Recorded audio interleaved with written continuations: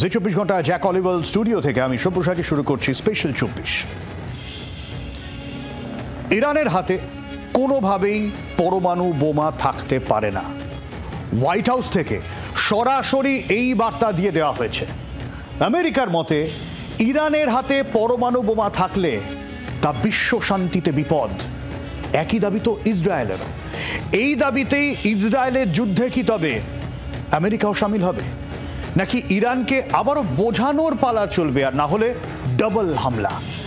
ইসরায়েলের তরফে জানানো হয়েছে এবার ইরানে হামলার দ্বিতীয় ধাপ। হামলা এবার হবে অনেক অন্য রকম যন্ত্রণাদায়ক। কোন হামলার কথা বলছে ইসরায়েল? ইরান ইসরায়েল যুদ্ধে আমেরিকা চীনের বাকযুদ্ধ বাড়ছে পরমাণু শঙ্কা। সত্যি কি ইরানের হাতে পরমাণু বোমা আছে? যুদ্ধে কতটা ক্ষতি হলো ইরানের পরমাণু ঘাঁটিগুলোর? ইরানের পরমাণু ঘাঁটি ধ্বংসে তেজস্ক্রিয় বিকিরণের শঙ্কা কোথায়? এবার কি সরাসরি আমেরিকাও যুদ্ধে জড়াবে? চলুন খোঁজ করা যাক।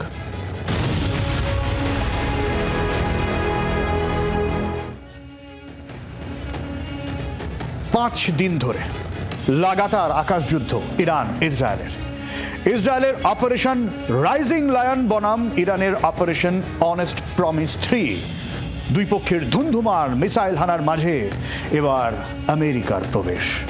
সরাসরি যুদ্ধ না ইরানকে চাপে রাখার কৌশল? মধ্যপ্রাচ্যের যুদ্ধ পরত বাড়ছে চড় করে।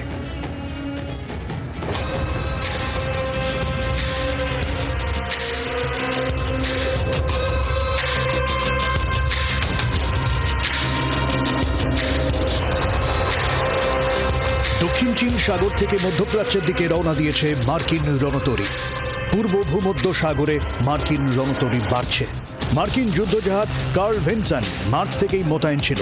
চলতি মাসে থমাস হার্ডনার সহ আরও কিছু যুদ্ধজাহাজ মোতায়েন হচ্ছে। গোটা মধ্যপ্রাচ্য জুড়ে 40,000 মার্কিন সেনা মোতায়েন রয়েছেন। ফলে ট্রিগার প্রেস করার অপেক্ষা। যুদ্ধে নামতেই পারে মার্কিন সেনা, যদিও তার আগে বাকি আলোচনা পর্ব। G7 বৈঠকে ছিলেন ডোনাল্ড ট্রাম্প।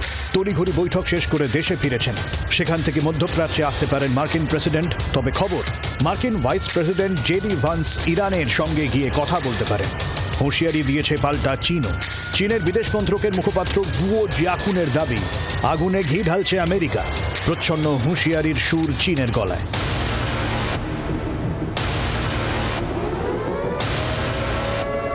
এই অবস্থায় যুদ্ধ জারি দুই দেশের। ইসরায়েলের দাবি, আয়াতুল্লাহ খামেনেইয়ের ঘনিষ্ঠ ইরানের chief of staff of the war Ali সাদমানিকে হত্যা করেছে তারা। ডোনাল্ড ট্রাম্প পোস্ট করেছেন, দ্রুত তেহরান ছাড়ুন সেখানকার বাসিন্দারা। আতঙ্কে তেহরান ছাড়তে শুরু করেছেন সেখানকার লোকেরা। তেহরানের একাধিক জায়গায় হামলা চালিয়েছে ইসরায়েলের সেনা।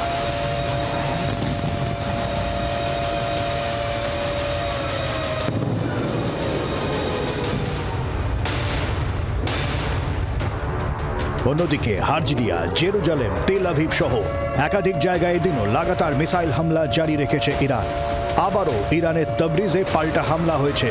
যুদ্ধ জারি, হুঙ্কার জারি মৃত্যু মিছিল। যুদ্ধ কি আরও ব্যাপক হতে পারে? সেই জল্পনা বাড়ছে পরমাণু শঙ্কাও। ব্যুরো রিপোর্ট, জি 24 ঘন্টা। আমেরিকার যুদ্ধে জড়ানোর শঙ্কা বাড়ছে এই কারণ শুরুতেই বললাম, হোয়াইট হাউসের তরফ থেকে স্পষ্ট করে দেওয়া হয়েছে ইরানের হাতে কোনোভাবেই পরমাণু অস্ত্র থাকা চলবে না। তা যুদ্ধে বিশ্ব শান্তির পক্ষে মারাত্মক এবং যুদ্ধের ক্ষেত্রে বিষয়টা ভয়াবহ হতে পারে। এবং ডোনাল্ড ট্রাম্প G7 বৈঠক থেকে তড়িঘড়ি তিনি দেশে ফিরে গেলেন। এরকম শোনা যাচ্ছে যে মধ্যপ্রাচ্যে তিনি আসতে পারেন কি পারেন না। যদি তিনি নাও আসেন, জেডি ভান্সকে হয়তো তিনি পাঠালেন ইরানের সঙ্গে একটা দৌত্য করার জন্য। শুরুতে আলোচনা করতে চাইছে আমেরিকা, এটা স্পষ্ট। আমরা জানি আমেরিকার তরফ থেকে বলে দেওয়া হয়েছিল কি, যদি কোনো মার্কিন অ্যাসেটে হামলা হয়, মার্কিন ঘাঁটিতে হামলা হয়, সরাসরি যুদ্ধ।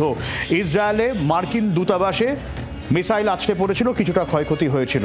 আমেরিকা এখনো পর্যন্ত সংযত রয়েছে, কিন্তু হাওয়া রয়েছে। আর ডোনাল্ড ট্রাম্প যখন ফিরছিলেন, একটা কড়া বার্তা এলো তার কাছ থেকে, শুনুন।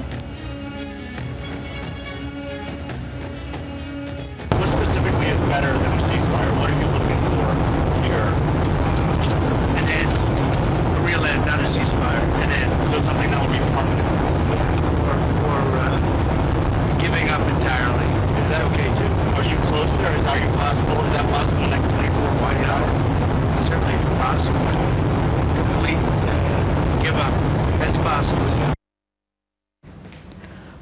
অর্থাৎ সিজ ফায়ার পরে হবে, এখন এন্ড চাইছেন, খতম করতে চাইছেন। কি খতম করতে চাইছেন ডোনাল্ড ট্রাম্প তা কি নিয়ে কিন্তু জল্পনার তুঙ্গে।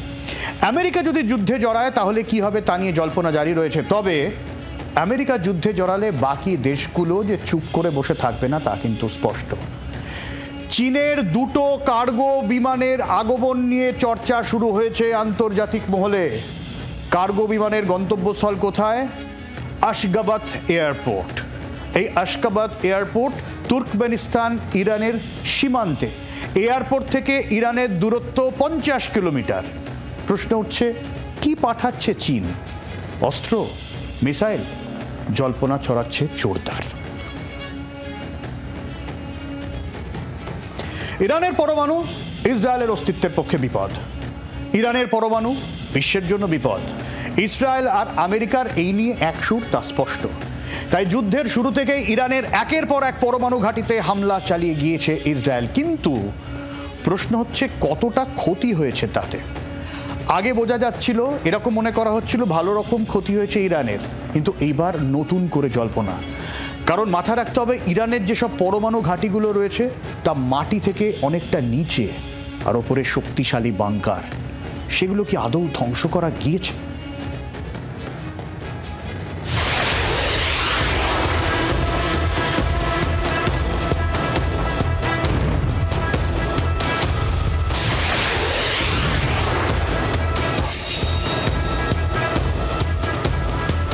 জুন যুদ্ধ শুরুর প্রথম দিনেই ইরানের নাতাঞ্জ পরমাণু ঘাঁটিতে হামলা চালায় ইসরায়েল। এরপর ইস্পাহান নিউক্লিয়ার টেকনোলজি সেন্টার। ইরানের দাবি, অসামরিক ক্ষেত্রে পরমাণু গবেষণা করে তারা। পরমাণু বোমা নিয়ে ইসরায়েল ও আমেরিকার সব দাবি মিথ্যে।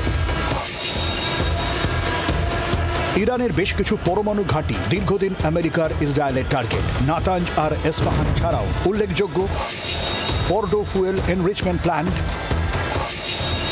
আরাক heavy water research reactor, Bushehr nuclear power plant, Tehran research reactor, ভার্জিন military complex, Bonab atomic energy research centre. এছাড়াও আরও 5টি পরমাণু ঘাঁটি নজরে রয়েছে। ইস্পাহান প্রভিন্সেই 2টি পরমাণু ঘাঁটি, নাতাঞ্জ আর ইস্পাহান সেন্টার। দুটিতেই হামলা চালিয়েছে ইসরায়েল।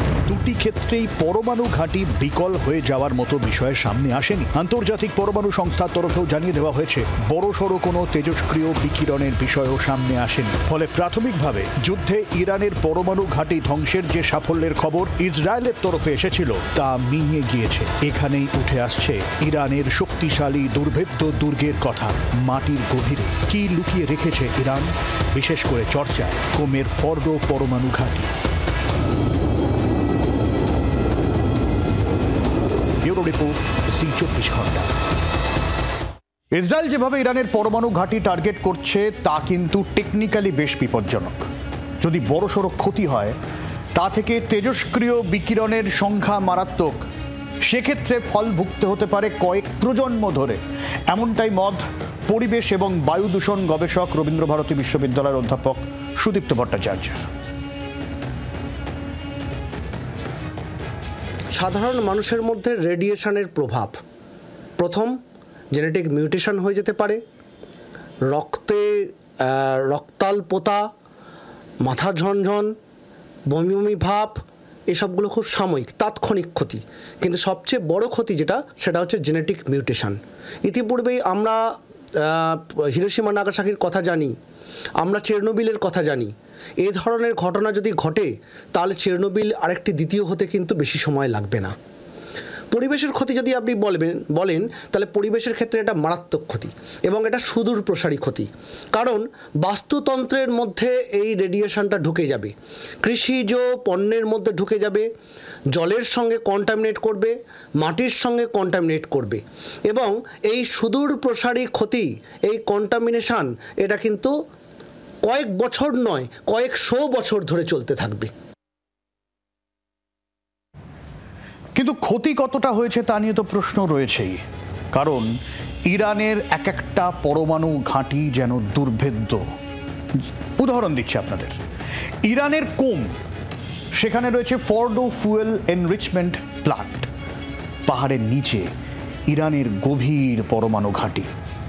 কি রয়েছে সেই দুর্ভেদ্য দুর্গে? তৈরি হয় সেখানে পরমাণু বোমা। ফর্ডোয় ইসরায়েল হামলা চালিয়েছে বলে খবর রটে যায়, ফলে সে খবরের সত্যতা নিয়ে প্রশ্ন ওঠে। তবে বিশেষজ্ঞরা দাবি করছেন, ইসরায়েল যদি হামলা চালিয়েও থাকে, ফর্ডো নষ্ট করা তার সাধ্য নয়। এ ক্ষমতা রয়েছে একমাত্র আমেরিকার।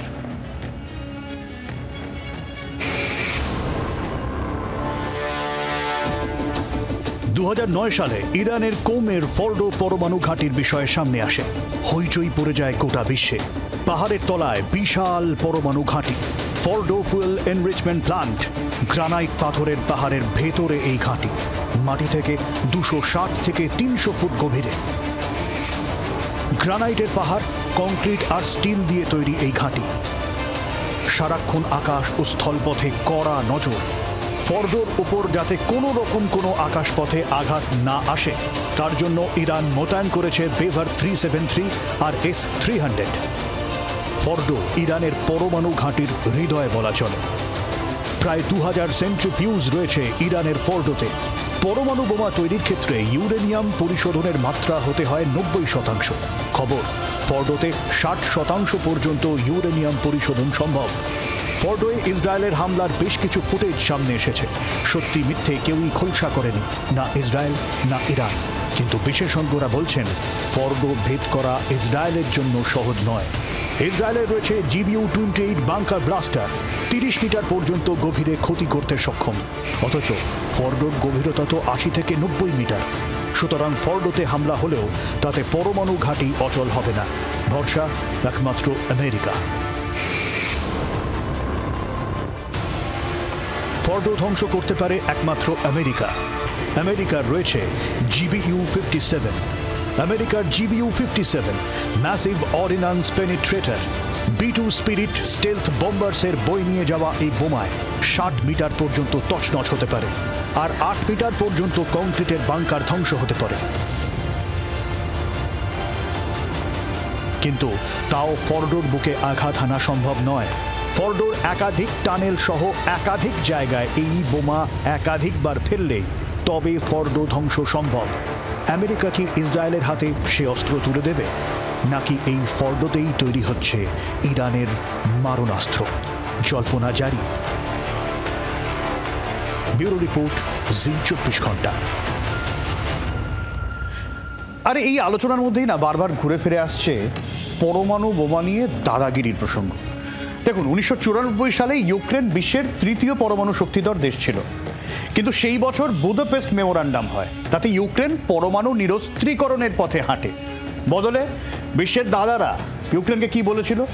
আমেরিকা, রাশিয়া সহ ইউরোপের দেশগুলো ইউক্রেনকে আশ্বাস দিয়েছিল, তুমি পরমাণু বোমা ছেড়ে দাও, বিপদ হলে আমরা পাশে দাঁড়াবো। আর আজ দেখুন, রাশিয়া ইউক্রেনের সবচেয়ে বড় বিপদ। এই ছবি, আজকের ছবি দেখাচ্ছি, যেখানে কিভে লাগাতার আক্রমণ। স্রেফ অস্ত্র সাহায্য দিয়েছে ইউরোপের দেশগুলো, তাতেই কি দায়িত্ব শেষ? এখন তো আমেরিকাও হাত তুলে নিয়েছে। কাল রাতভর কিভে হামলা চালিয়েছে রাশিয়া নতুন করে, সেই ছবি দেখাচ্ছি আপনাদের।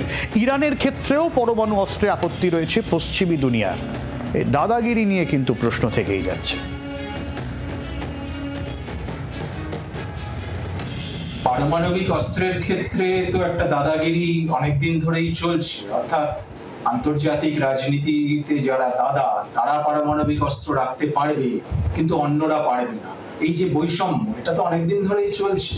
এই বৈষম্যের কারণেই ভারত পারমাণবিক অস্ত্র বিরোধী চুক্তিগুলি, যেমন NPT, CTBT, তাতে সই করেনি। বৈষম্যের কারণে এটা অনেক দিন ধরে চলছে। অর্থাৎ যারা বৃহৎ শক্তি, তারা পারমাণবিক শক্তি অস্ত্র রাখতে পারবে, তারা পারমাণবিক শক্তি হয়ে উঠবে, কিন্তু অন্য দেশগুলো পারবে না।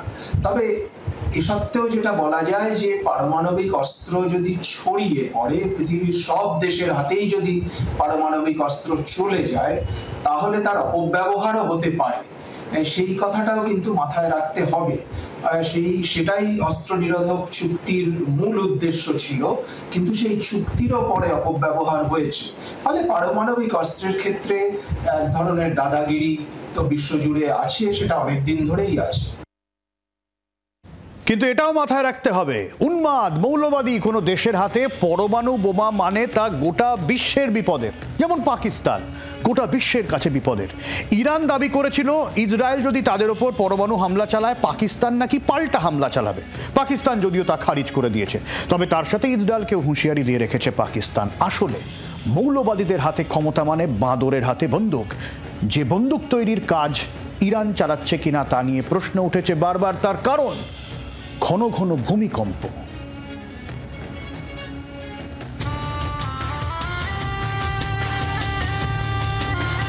ইরানের কোম, যে কোমে ইরানের বড়সড় পরমাণু কেন্দ্র ফর্ডো। সোমবার আচমকাই সেখানে ভূমিকম্প, স্বল্প মাত্রার। প্রশ্ন ওঠে, ইরান কি পরমাণু পরীক্ষা চালাচ্ছে? আজকে থেকে নয়, বেশ কয়েক বছর ধরেই পরমাণু কেন্দ্রগুলির কাছে এই ধরনের ভূমিকম্প ভাবাচ্ছে আন্তর্জাতিক দুনিয়াকে। 2024 অক্টোবর আরাকানের সিমরান প্রভিন্স, ইমাম খোমেনি স্পেস সেন্টার আর মিসাইল হেডকোয়ার্টারের কাছে ভূমিকম্প। 2025 মার্চ ইস্পাহান প্রভিন্স, নাতাঞ্জ পরমাণু ঘাঁটির কাছে ভূমিকম্প। চলতি বছরের জুন কোম, ফর্ডো পরমাণু ঘাঁটির কাছেই ভূমিকম্প।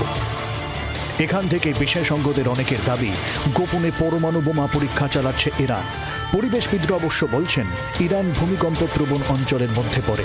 আরব ইউরেশিয়া টেকটনিক প্লেটের চ্যুতি রেখার ওপর তাদের বাস। ভূমিকম্প সেই কারণে, তবে ফিসফাস তাতে কমেনি। ইরানের পরমাণু বোমার ক্ষমতা নিয়ে তাই এখনো ধোঁয়াশা। যে পরমাণু শক্তি ছিল, যেটা দিয়ে এখনো পর্যন্ত তারা অস্ত্র তৈরি করতে পেরেছে কিনা বা বোমা বানাতে পেরেছে কিনা কোনো খবর নেই। তবে প্রায় তারা, বিশেষজ্ঞরা মনে করছেন তারা বোমা বানানোর প্রায় পথে, এবং তাদের যে এনরিচড ইউরেনিয়াম আছে তা দিয়ে অনেকগুলো প্রায় 9টা মতন বোমা তৈরি করা যায়, এরকম বিশেষজ্ঞ বলছেন, IAEA এর এক্সপার্টরাও বলেছেন। এখানেই প্রশ্ন, যদি ইরান পরমাণু বোমা বানায় তা দিয়ে কি ইসরায়েলের উপর তারা হামলা চালাতে পারে?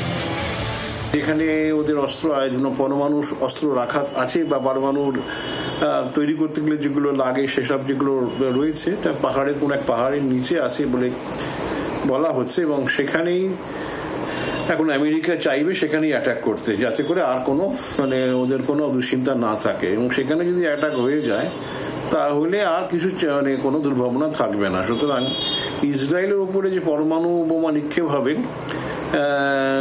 যারা যে সমস্ত 8-9টা দেশের পরমাণু বোমা আছে স্বীকৃত এবং যেগুলো বোঝা গেছে, তাদের মধ্যে একমাত্র পাকিস্তানই হচ্ছে ইসলামিক দেশ, যার সঙ্গে ইরানের ভালো সম্পর্ক আছে, মোটামুটি ভালো সম্পর্ক আছে। এছাড়া অন্য কোনো পরমাণু শক্তিধর দেশ ইসরায়েলে পরমাণু অস্ত্র নিক্ষেপ করবে না। পাকিস্তান না করে দিয়েছে, ফলে ইরান কতটা পরমাণু বোমা তৈরি করে তা প্রয়োগ করবে তা নিয়ে প্রশ্ন। তবে থেকে যাচ্ছে ভূমিকম্প নিয়ে প্রশ্ন। আর এই জায়গা থেকেই ইরানের পরমাণু শক্তির কোমর ভাঙতে মরিয়া ইসরায়েল। ট্রাম্পের ইঙ্গিত কিন্তু অর্থবহ। What specifically is better than a ceasefire? What are you looking for here? An end, a real end, not a ceasefire. An end. So something that will be permanent. Yeah, or giving up entirely. That's okay too. Are you close there? Are you possible? Is that possible in the next 24, 48 hours? Certainly possible. Complete give up. That's possible. কাকে কি খতম করার কথা বলছেন Trump? রাজনৈতিক কম্পন মধ্যপ্রাচ্য জুড়ে। ব্যুরো রিপোর্ট, জি 24 ঘন্টা।